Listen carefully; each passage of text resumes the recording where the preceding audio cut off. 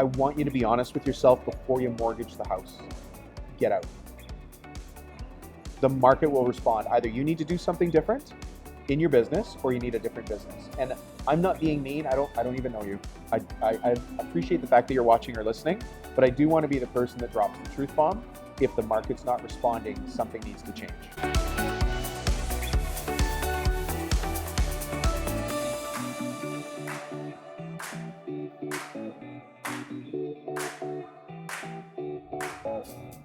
Welcome back to another episode of the Succeed Against the Odds show. Today, as my guest, I have Dominic Rubino. Welcome. Thank you. Welcome. I am very excited to have you here on my show today because you had a talk on the TEDxStanleyPark stage that totally fascinated me because you tackled the topic from a completely different angle that normally we are used to hearing. So, Dominic, before we get into that, can you just share a little bit about who you are and what you do? And then we'll get into your talk. Okay, yeah. Sure. So who I am actually is my talk because I'm a dad. I'm a dad and a husband. I've got 2 great kids and a wonderful wife. But in my professional life, I'm a business coach and an entrepreneur. So I come at business coaching not from the I read a book and now I'm a business coach side, but from the I'm a business owner. I've built and sold a couple of companies and I love working with businesses. So I like teaching that back out. So that's how I come to business coaching. Okay, so now let's get to your talk. Let's get right into it.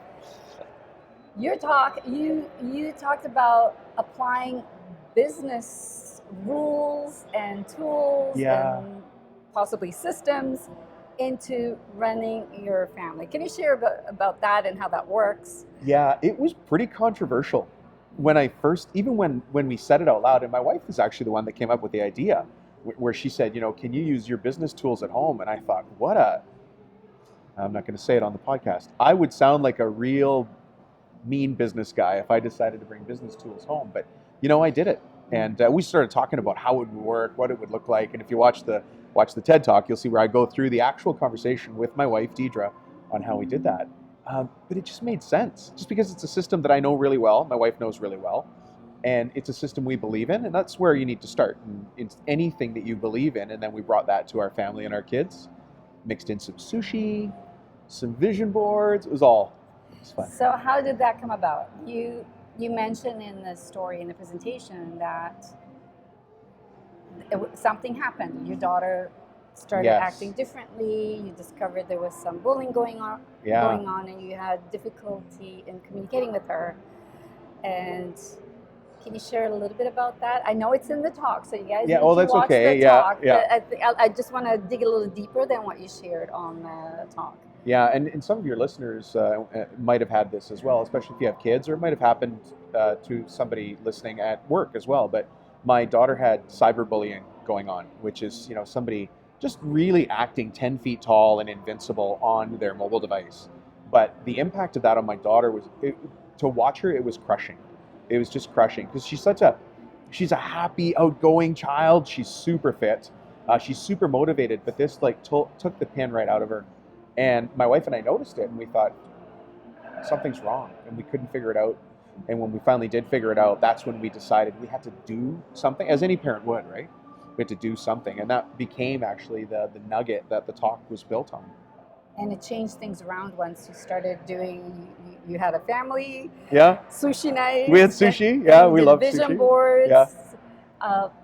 So how have you continued applying those tools? So it's working well. Not only have we continued applying them, but my daughter continues to have challenges. Now, that particular cyberbullying issue went away, but girls are vicious.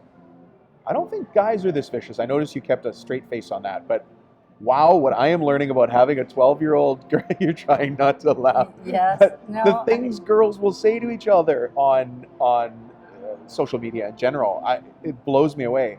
Because from my knowledge of guys, we're just like, whatever, forget it, or I'll talk to him later, or I'll hit him hard on the soccer field and he'll know that I'm not taking that. But girls use their words. And so that's continued to happen. However, at the same time, I think my daughter, and both my daughter and my son, have learned that there's other ways to internalize their control of the situation. And that really came about through their visions and their goals and which comes back to our values. It's hard, I found, to talk to kids about values. It was much easier to talk about what they wanted, and what drives us towards what we want is our internal values. And so we played a kind of a trick on the kids, but it was fun. It still is fun.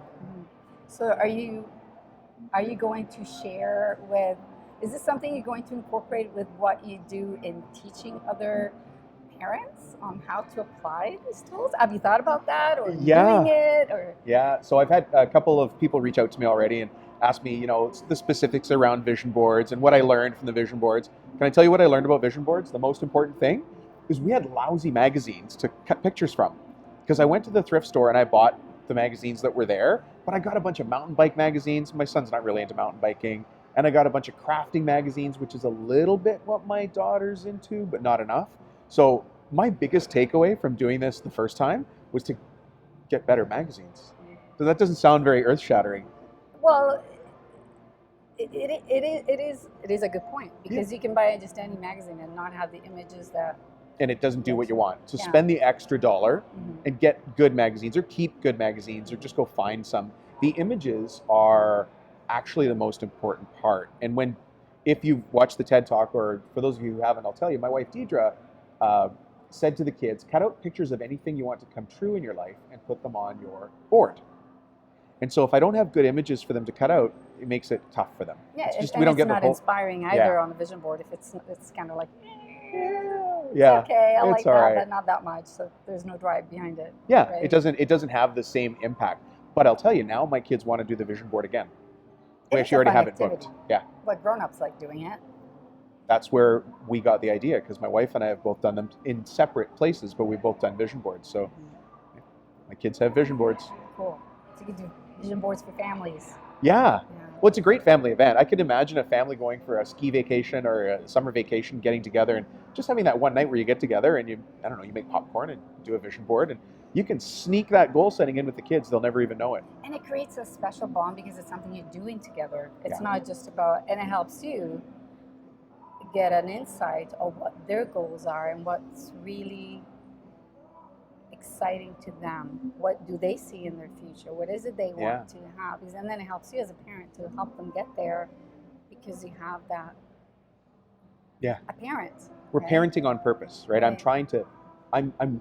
My wife and I are actively thinking about what kind of messages do we want to give our kids, and what do we want to show them that they're going to continue in their life. I don't know that they're ever going to continue with the vision boards. They might forget about it, but I'm certain that one day at their hardest point in time, they'll go, you know what? Mom and Dad showed us that vision board. Maybe I'll do that. And it might be when I'm gone, but they'll do it. I know it'll come back. Well, hopefully they save their vision boards. Yeah. And then one day they'll come across it and they'll go, all this came true. Yeah, I can't believe it. So I think what it does when we do vision board, like I like doing vision boards too. I'm not super on them, but once in a while I will create a vision board. I find that what it does is, even if you do it and then you put it aside, it kickstarts something inside you unconsciously. Right. And you automatically start working towards those goals without even realizing that you are. Even if you say, I forgot I had that goal. And then when you look back and you go, how did that even happen? Yeah. Because you couldn't even remember, right? So it's the same as when they say, write down your goals, and then one day you'll see you'll accomplish them. Yeah. But now you have an actual visual to it. Some people are not visual, right? Some people are more auditory or kinesthetic. They hear or they need to do. Right. So I think that addresses all of it. Yeah. Right. It's so we often refer to it in coaching or in training as the reticular activating system, which is so boring to say. Boring. But it's like snooze. Yeah. But the reticular activating system works when we think, okay, I want to buy a red Honda, just say a red Honda. And then we go buy one, and it's our dream car, at least dream car for now. And then we pull out of the lot, and suddenly there's a red Honda, and there's a red Honda, and suddenly red Hondas are everywhere because it's in our awareness. So just like you were saying, Francesca, once I write it down or put it in my psyche, in my head, it's there, and it can't be taken away. And what our goal is here is to put those positive little footholds in their brain, in their life, so that they can go back and build on them. And the more of those positives we all have, not just the children, but all of us, the easier it is to kind of override the negatives, That's right. because you got more of that positive that keeps you going. Yeah. Right? And we get to program ourselves, Right. right? We get to. Now, can I admit something to everybody listening here? Vision boards sound fruity. They just sound so much like unicorns and rainbows and gumdrops. And I get it, because I'm a business guy. I'm the person you bring in when you want to move the needle. And so it feels weird to me sometimes before I sit in front of a really powerful business owner who's running a big company, or a scrappy startup who's just so focused. And I say, well, let's talk about your vision and your goals and your values. And I hear myself say it and I think, Snore. yeah, or, oh, get out of my office. You're wasting my time. Give me back my coffee. But in reality, that's where we need to start, because values is who I am. It's just the word that says my rules for living and interacting with people. And as the leader of any organization, whether it's our family, whether it's of your kindergarten class, whether it's of your, let's say you're the volunteer coach of a soccer team, the values that I bring as the coach to that team or any group that I'm leading is what the team does, right? So as goes the leader, so goes the team. So I need to be the one who brings these neat tools to my family so they can use them, even though it sounds fruity. Sounds fun. It sounds fun. Okay, fun It is a better may word. sound fruity to some people, but you got to try it. You Yeah. can't. You can't Can't judge not. something. You cannot judge anything until you actually try it. Yeah, moonbeams and gumdrops. They're the big unicorns are very popular right now, anyways. So. Yeah, that's right. Yeah. That's right. So, Dominic, what got you started into, like, what led you to become a business coach? You mentioned you had a couple of businesses before I that have. you built and you sold. Yeah, Share with us that journey. Yeah. So there's never a straight line for me. So For anyone. Yeah. I like to meet the person who's got a straight line. Well, You some know people one. do. Apparently, but not. Yeah. I don't believe No. anyone has a straight line. So mine are no straight lines. I mean, I'm a C student, maybe. That's probably what I told my parents. I was never a great student, but I always knew I'd be in business for myself. And I had fun companies during high school and university. My first actual company was a Christmas light installation company that I started in North Burnaby, Huh? and it was called the Yo-Ho-Ho Light Co. The Yo-Ho. I installed Christmas lights on people's houses, and I got jobs I just walked from my neighborhood, which was a nice neighborhood, to a way nicer neighborhood, and I handed out flyers and knocked on doors. And the first door I knocked on, the guy said, yeah, put Christmas lights on my house. And I was like, oh. Yeah, take that job away from me. Like, Yeah. Most people don't like doing that. Exactly. Well, Yeah. people are afraid of heights, and who wants to go outside? Where we live here in Vancouver, it's raining in around Christmas time. And so who wants to go outside on a ladder with electrical cords in the rain? This guy. So anyways, that was one of my first companies, and I had a whole bunch. And then I actually, I don't know where to start, but I ended up taking a company that many years later, I took a company that sold used stuff on eBay, and I turned that into an online bookstore. And then from an online bookstore, I turned that into a mail order pharmacy based here in Vancouver. And we had a 120-seat call center and 40 pharmacists and pharmacy technicians. That's quite the transition. Yeah, well, I jumped a whole bunch of years there. Yeah, okay. Lots. 'Cause I'm like, that's the same I company? used to have very dark hair. No, different company. Oh, different companies. Different time. I'm thinking, how do you get a company from selling books to selling pharmaceutical? So it was a different company? That's the entrepreneurial side. But it was the same company. It was the same It was the company. same company. So were the books, I'm fascinated by this, so Sure. bear with me. There may be a lesson in See here. what happens. So yeah, so how do you were the books on the topics? Were they specific books on medicine and No. what kind of books were they? So let me unpack that for Yeah. you. So we started selling junk, used stuff on eBay. Like just anything. Yeah, well, used LED calculators Okay. and ColecoVision head-to-head football and Merlin and all those games that we played. So I'm 50. So back in somewhere in the 80s, all these electronic games came out with a little LED cursor in them, including calculators, and people collected those. So I could buy them for $1 at a garage sale or less and sell them online to American collectors for up to $40 US. So that's good profit margin. It's a good profit, especially when you consider the conversion from Canadian to American. So a $40 calculator, I might make 55 or 60 Canadian dollars on a $1 purchase. The problem with that business is I can only go to so many garage sales and flea markets and find enough calculators. It's time consuming. Very time consuming. So we spread out and we started selling ColecoVision and Intellivision and Atari games and systems as well.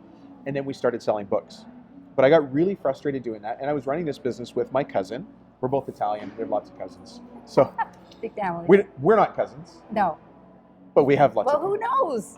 You just maybe. don't know where the connections Hey, could be. we Yeah. don't know. We It don't could, know. it could be. We don't Let know. us talk for a little bit longer and we'll figure out. We might actually be Probably. related. Yeah. So my cousin and I were running that company, and we found that we were having a problem. And it's overcoming problems that seem like game stoppers that I've always found my opportunity. And the game stopper for us is we were selling stuff from Canada to the States online, but the Canadian shipping system made it longer to send things to the States. Somebody who's buying something on eBay or online in the United States can buy it today and get it in 2 days just by using US Post. And now it's even faster with Amazon if you're buying it new, but used items, you have to get into the mail system and over. So give me a day for processing, that adds a day. Then Canada Post getting it to the US border takes 4 or 5 days. Then from there to the client might take another 2 days. So now they're waiting 7 or 8 days for a product, which they think, because they're American, they should be able to get in a day or two. And so our feedback rating was dropping fast. And we were competing with other people who were selling on eBay. So it was just this big imploding problem that was going to kill our business. So out of frustration, I went and bought myself a coffee and I took a blank piece of paper. This is one of my favorite entrepreneurial exercises. Blank piece of paper, write down the problem, and don't think about the solutions, think about the big questions that start with what if and how can I? That's it. So I love that. How can I? How can It's I? my favorite question. Yeah, not I'm not gonna. How can I? Because nobody's gonna tell me I can't succeed. Nobody's allowed to. Nobody's allowed to tell you. Nobody's allowed to tell you. You can do whatever you want. So how can we sell things online? So I wrote out this big list. And at the end of that particular simple exercise, I decided that we were going to sell books or magazines or records because they're, in all cases, they were easy to store, easy to ship, and easy for people to understand without me having to take lots of pictures of. And taking pictures of items back then was very time consuming. Huge memory and slow upload times meant that it was difficult to communicate what a product was. And if I said there was a scratch on the side of the calculator, I had to describe the scratch, measure the scratch, take a picture of the scratch. With a book, you just say, if the book is in good condition, here's the ISBN number, and everybody knew what the book was. So these were used books? Used books. And when they are paper products, you don't have so much customs, is that it? No. It's regular mail. Yeah, and that applies for books as well. Yeah. So I won't tell you too much more about the books, except the coolest story in books, because I would buy used books from all sorts of places, from the thrift store, and then from Chapters Indigo. So you know when you walk into Chapters and that sale table is at the front, it's got a couple of stuffed bears and some recipe books and all that stuff. Well, I would buy the whole table from Chapters. And eventually, the managers from Chapters got to know me, and they'd say, well, can you come and look at the back room? So I'd look at the back room, and it was walls of books they couldn't sell. Wow. Seasonal books and out-of-date books, and so I would buy all those. And then I got a call from head office, from Chapters head office, and said, do you want to buy a rail car worth of books? And so I did. It was a couple of $100,000 worth of books I paid $800 for. Wow. But it got them out of their space. Yeah. You didn't ask me how smart I am. You're very smart. I am not smart. Because I rented a U-Haul van to pick up the container full of books, I didn't realize how many trips it was going to take me. And I was dressed kind of like this. I had jeans and a shirt on, and I pulled up, and it was a rail car full of books.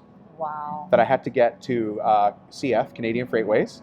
And when I got to CF with my first load, the guys there said, where's your pallet? And I'm like, I don't know what do I need a pallet for? They go, these have to be palleted and wrapped and everything. I'm like, I don't have one. So they found some pallets for me, and then I had unloaded already from the container into the van. From the van, back onto the pallet, and then I had to beg them to put the plastic wrap around, and then I went back 11 times in one day. How long did that take? All day. All day. With a lot of swearing, by the way. I swore in languages I don't even know I knew. Were you able to sell them all? I sounded like my old dad, like my dad. Yeah, we sold most of them. Yeah. You never sell them all, but what was important, and this is what takes us to the pharmacy, is that I treated every book as if it owed me rent. So if you gave me a free book, I might not want it. Because that free book, if I divide it by the costs for running the business, sits on my shelf, and it might cost me 5 cents a month. If I can only sell that book for 10 cents, or let's say $1, after 10 months or less, I have to get rid of that book or it's costing me money. So I didn't like doing that, but I would just donate it back to another store. So the transition to the pharmacy? Well, I was a business coach at the time. And I was Okay. part of an organization where I was already speaking to business coaches about how to run their business better as a business coach. So not only am I a business coach, but I train business coaches on how to be a business coach. Does that, Yes. too many words of, No, too we many, got it. too many use of the words business coach? So they asked me to speak at a conference. And before I went on stage, somebody that I knew online pulled me aside and said, "Hey Dom, I've got this client who won't return my phone calls. Can you tell me how to get him as a business coaching client?" And so what I said was, stop calling him a client, because if he's not returning your phone calls, he's not a client. And so he told me about the business, and I said, well, this is how to approach him, and this is what to do, and this is what the value proposition is. And after we were done all that, I said, what business is he in? And he said, well, they sell medications online from Winnipeg, which is in Canada, down to the United States. But they're so busy, they turn off their fax machine every day at 10 in the morning. Fax. I said fax machine. Do people still know what a fax machine is? I don't know, It's but old. yeah, they're old. Yeah, it's like a Fred They're old. Flintstone version of Email. email. Yeah, or scanning and yeah, emailing. yeah. So anyways, that company was a mail order pharmacy. And so first I had to do an ethics check. I mean, this wasn't my client. It wasn't even my friend's client. He was never getting him as a client. And then I called my cousin, because I was at a conference in a different city. I called my cousin and I said, hey, we can sell over-the-counter medications like Claritin, Allegra, Zyrtec, skin creams, and things like that from Canada to the United States. And then he said, does anybody here watch Sopranos? I don't know. Maybe. If you've watched The Sopranos, imagine two Italian cousins talking to each other and disagreeing on the phone. It's like two roosters talking through. So like, I gotta go on stage, I'll see you. So I hung up the phone and I called him back after I got off stage, and then he was yelling back at me. He's like, I'm too busy to talk. We just sold 3 and made $75. And this was the most important part of the whole conversation. He goes, and now I have to go to Costco to buy it. So all he had done was post a picture of the product online. He didn't have the products. He just... No. So we reversed the inventory system. We had zero inventory. Zero. I mean, zero inventory. Which so is brilliant. It worked really well at the time. Those of you thinking about getting into mail order pharmacy, that ship has sailed. Actually, don't let me say that. Let me know how you worked out a way around that. That's pretty cool. Yeah. That's pretty cool. So that's how I got into mail order pharmacy. I sold it 4 years later. And when I sold it, we had about 500,000 repeat customers. It was quite an ongoing concern. That's pretty good. And now you're just doing business coaching. Well, then I started a business coaching company, and I have 237 franchisees around the world doing business coaching. Excellent. So, Dominic, with all of your experience and all the coaching that you do you primarily work with big businesses or small businesses? What type of who are Is this your being clients recorded? right now? Yes. Is this being recorded? Yes. I like small businesses better. You like small businesses I do. better? Okay.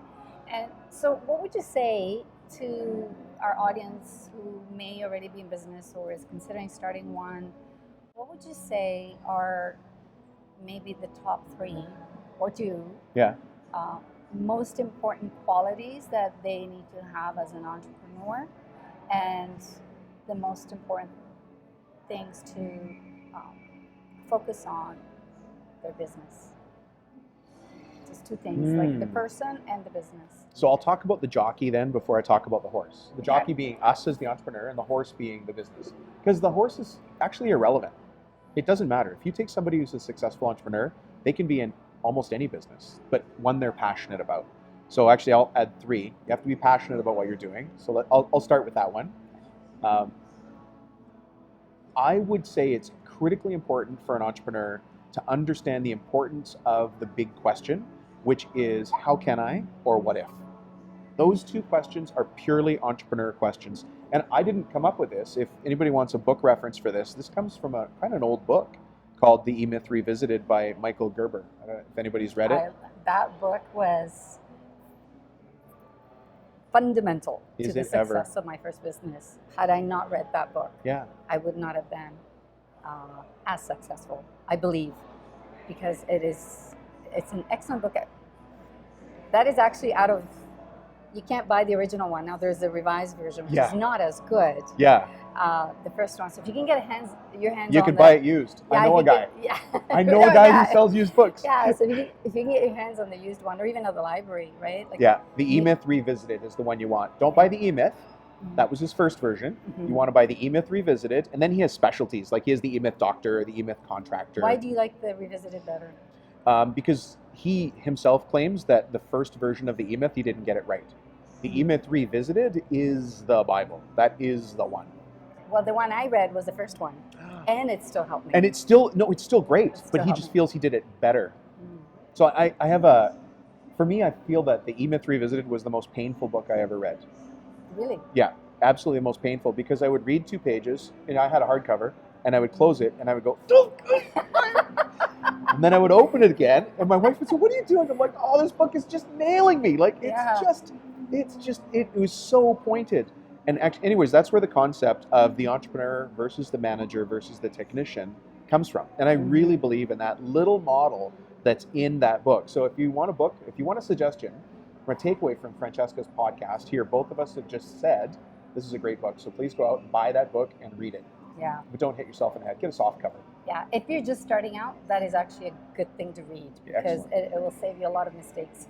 And it will help you set up. Or it'll highlight the properly. mistakes you're making, and you can steer around them. Yeah.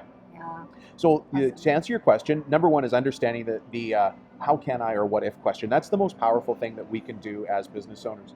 And the other one is that I'm going to ask you to be realistic with yourself. The market will tell you whether you've got a great idea or not. If the market is responding with no sales, no signups, no engagement, I want you to be honest with yourself before you mortgage the house. Get out. The market will respond. Either you need to do something different in your business, or you need a different business. And I'm not being mean. I don't even know you. I appreciate the fact that you're watching or listening, but I do want to be the person that drops the truth bomb. If the market's not responding, something needs to change. Something, absolutely. Something, I've seen and I know some entrepreneurs that they're very passionate about what they do.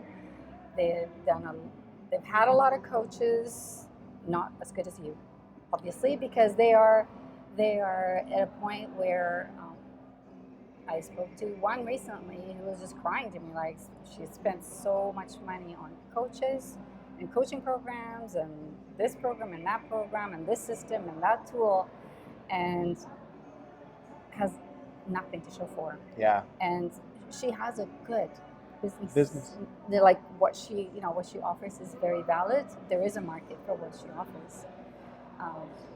So maybe you could. How does one go about shopping for a good business coach or someone that would be the right mentor or the right consultant for the business? Any advice on that? So that how do you screen? How do you get a good business coach? Yeah, how do you screen a coach that is right for you? Yeah. I have a couple of different answers for that, just based on the conversation we're having here. Number one is I would caution you about confusing a good marketer with a good business coach. Thank you for saying that. Right, so somebody who's a really good marketer of themselves as a business coach maybe isn't the right business coach for you. The other answer I'll give you, because there's a lot of answers out there for this, the other answer might be surprising, is at some point you have to stop getting a business coach or using a business coach and get out there and run the business. At some point you've got to stop reading books and just go do it, because if you listen to your podcast and my podcast and then another podcast, well, that's 3 hours you took out of your day that you're not running the business, and you're going to hear slightly different angles from me and you and the other person they're listening to that pull you off in other directions. Carve your own path. Go do what you've learned to do. And then on top of that, I would say when you do find your business coach, choose one, just one. So let's say it's Francesca. If you choose Francesca to be the leader of because we're not coaches, we're not leaders, but somebody to stand beside you on the journey, just work with her. Don't go get other business coaches. I would say don't even read any other books unless you suggest it. Just stay focused on the path. And at some point, somebody will outgrow you or me as a coach, and then they can move on to the next coach. But getting too many pieces of input is distracting. Yeah. We need focus as business owners. Yeah, that's a very common thing that I see, like, oh, this person has this. It sounds really good.